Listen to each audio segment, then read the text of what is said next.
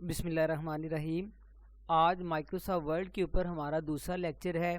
बहुत ही important lecture है। छोटे छोटे लेक्चर जो हैं वो रिकॉर्ड किए जाते हैं, इनको एंड तक ज़रूर सुना करें ताकि हमारी मैक्सिमम जो है वो लर्निंग हो सके। आज हम फाइल के मेन्यू को डिस्कस करने लगे हैं। ये प्रीवियस लेक्चर में डिस्कस किया था कि ये होम, इंसर्ट वगैरह ये टैब्स हैं और ये हमारे पास फाइल का मेन्यू है। फाइल के मेन्यू के अंदर डॉक्यूमेंट को मैनेज करने के हवाले से जो डिफरेंट ऑप्शंस हैं वो यहाँ पे अवेलेबल होती हैं। ठीक है, फॉर एग्जांपल हमारे पास न्यू की ऑप्शन है, ओपन की ऑप्शन है और वेल नोन ऑप्शन हमारे पास हैं, सेव एज। इनको हम वन बाय वन जो है वो डिस्कस करते हैं। अब यहाँ पे मैंने एक डॉक्यूमेंट छोटा सा प्रिपेयर किया है। ये हमारा डॉक्यूमेंट है। सबसे पहले हम अपने डॉक्यूमेंट को जो है वो सेव करना चाहते हैं। हमने जो लिखा है हम चाहते हैं कि ये परमानेंटली हमारे कंप्यूटर के अंदर सेव हो जाए, ताकि अगर लाइट चली जाती है तो हमारा डाटा जो है वो लॉस ना हो। यहाँ पे देखें, ये हमारे पास जो बार नज़र आ रही है जिस पे लिखा हुआ है डॉक्यूमेंट टू वर्ड, इसको हम टाइटल बार कहते हैं। जो ही हम अपने डॉक्यूमेंट को सेव करेंगे तो जो हम अपने डॉक्यूमेंट की फ़ाइल का नाम रखेंगे वो इसके साथ रिप्लेस हो जाएगा। अगर यहाँ पे हमें हमारी फ़ाइल का नाम नज़र आ रहा है तो इसका मतलब ये है कि हमने इस डॉक्यूमेंट को सेव कर लिया है। और अगर यहाँ पे डॉक्यूमेंट 1, डॉक्यूमेंट 2, डॉक्यूमेंट 3 इस तरह नज़र आ रहा है तो इसका मतलब ये है कि अभी तक हमने अपनी फ़ाइल को सेव नहीं किया। तो फाइल को सेव करने के लिए हमारे पास फाइल के मेन्यू के अंदर यहाँ पे ये ऑप्शन है सेव की। तो सेव के ऊपर जब हम क्लिक करते हैं तो ये हमसे दो चीज़ें पूछता है। नंबर 1, फाइल का नाम क्या है। नंबर 2, जिस जगह पे हम सेव करना चाह रहे हैं वो लोकेशन कौन सी है। तो ये दो इम्पॉर्टेंट चीज़ें हैं जो आपने याद रखनी है और सेव करते वक्त इनको नोट भी करना है। बाद में हम फाइल सेव कर लेते हैं और हमें पता नहीं चलता कि वो फाइल कहाँ पे गई है। तो यहाँ पे मैं इसको दिस पीसी पे क्लिक करता हूँ तो ये मेरे पास पूरे का पूरा जो है, मेरे पास माई कंप्यूटर जो है CDE ड्राइव ओपन होगी। यहाँ पे मैं डेस्कटॉप को सिलेक्ट करता हूँ। डेस्कटॉप को सिलेक्ट करने के बाद मैं यहाँ पे सेव करते वक्त भी अपना फोल्डर जो है जहाँ पे मैं सेव करना चाहता हूँ फोल्डर क्रिएट कर सकता हूँ। यहाँ पे मैं एक न्यू फोल्डर बनाता हूँ और उसका नाम रख देता हूँ MS वर्ल्ड जी। मैं इस फोल्डर को ओपन करता हूँ। डबल क्लिक करके मैंने इसको ओपन किया। ये अब मैं उस फोल्डर के अंदर आ गया हूँ जो डेस्कटॉप के ऊपर मैंने बनाया है। अब ये मेरी फ़ाइल का नाम मुझसे पूछ रहा है कि फ़ाइल का नाम क्या रखना है। मैं इसको लेक्चर नंबर 2 के नाम से इस फाइल को सेव करता हूँ। लेक्चर नंबर 2 लिखने के बाद मैं यहाँ से सेव के ऊपर क्लिक करता हूँ। ये माइक्रोसॉफ्ट वर्ड की एक्सटेंशन है, इसको हम अभी चेंज नहीं कर रहे।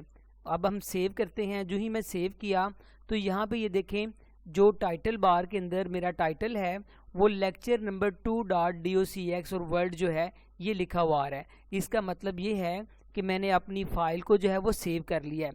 टाइटल बार से हमें पता चलता है कि हमारी फ़ाइल का नाम क्या है और हम किस प्रोग्राम के ऊपर काम कर रहे हैं। तो फाइल का नाम है लेक्चर नंबर 2 और प्रोग्राम है MS वर्ड। अब मैं यहाँ से फाइल को मिनिमाइज़ करता हूँ। ये टॉप के ऊपर माइनस का बटन है, यहाँ से हम मिनिमाइज़ करते हैं फाइल को और डेस्कटॉप के ऊपर जाके देखते हैं कि जहाँ पे हमने अपना डाटा जो है सेव किया था क्या उस फोल्डर के अंदर हमारी फ़ाइल आ गई है। ये देखें, ये हमने MS वर्ल्ड का डेस्कटॉप के ऊपर फोल्डर बनाया था। इसको मैं ओपन करता हूँ और यहाँ पे ये देखें मेरे पास लेक्चर 2 के नाम से जो है मेरी फ़ाइल यहाँ पे एग्जिस्ट कर रही है। फ़ाइल जो है वो सेव हो गई है। अब मैं इसको क्लोज़ करता हूँ। दोबारा माइक्रोसॉफ्ट वर्ड अपनी उसी फाइल के ऊपर आता हूँ। अब हम फाइल के मेन्यू के अंदर दोबारा आते हैं।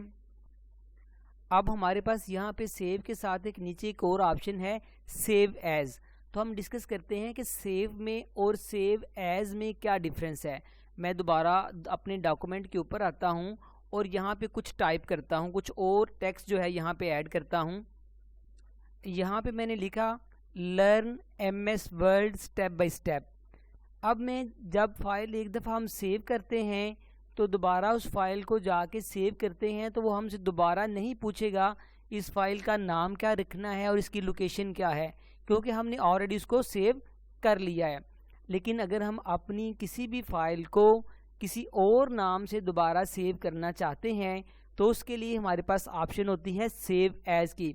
अब जब तक मैं दोबारा इसको सेव एज नहीं करूँगा ये मुझसे दोबारा फाइल का नेम और लोकेशन नहीं पूछेगा।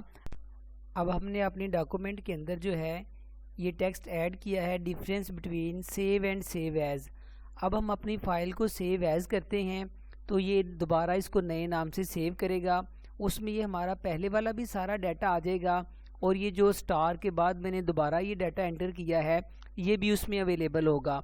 जबकि पहली फ़ाइल के अंदर हमारा learn MS word step by step तक जो डाटा है वहाँ उसमें जो है अवेलेबल होगा। तो फाइल को सेव एज़ करने के लिए मैं यहाँ पे फाइल के ऊपर क्लिक करता हूँ, फाइल के बटन पे, और यहाँ पे मैं सेव एज़ की ऑप्शन है। जो ही सेव एज़ के अंदर गए उसी तरह माइक्रोसॉफ्ट वर्ड का फोल्डर है जो हमने बनाया था, इसको मैं ओपन करता हूँ और फाइल का नाम जो है यहाँ पे मैं इसको IT के नाम से जो है सेव कर देता हूँ। IT लिखा और इसको सेव कर दिया। ये देखें अब टाइटल बार के अंदर IT के नाम से जो है हमारी फ़ाइल जो है वो सेव हो गई है। अब मैं दोबारा डेस्कटॉप के ऊपर अपनी इन फाइल्स को ओपन करता हूँ फोल्डर को, तो मेरे पास दो फाइल्स हैं, एक पहली फ़ाइल लेक्चर नंबर 2 के नाम से और एक IT के नाम से है। तो अब मैंने अपनी उसी फ़ाइल को अगर किसी और नाम से सेव करना है तो उसके लिए हमारे पास जो ऑप्शन है वो सेव एज़ की ऑप्शन होती है। अब अगर हमने कोई नया डॉक्यूमेंट लेना है तो उसमें फ़ाइल के अंदर हमारे पास ऑप्शन होती है न्यू की। न्यू पे क्लिक करेंगे, उसी तरह हमारे पास ब्लैंक डॉक्यूमेंट आ जाएगा।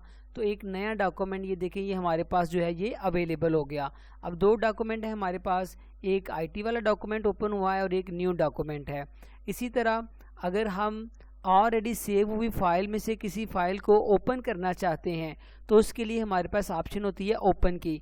ओपन को क्लिक किया तो ये हमसे बात पूछेगा कि फ़ाइल कहाँ पे सेव है।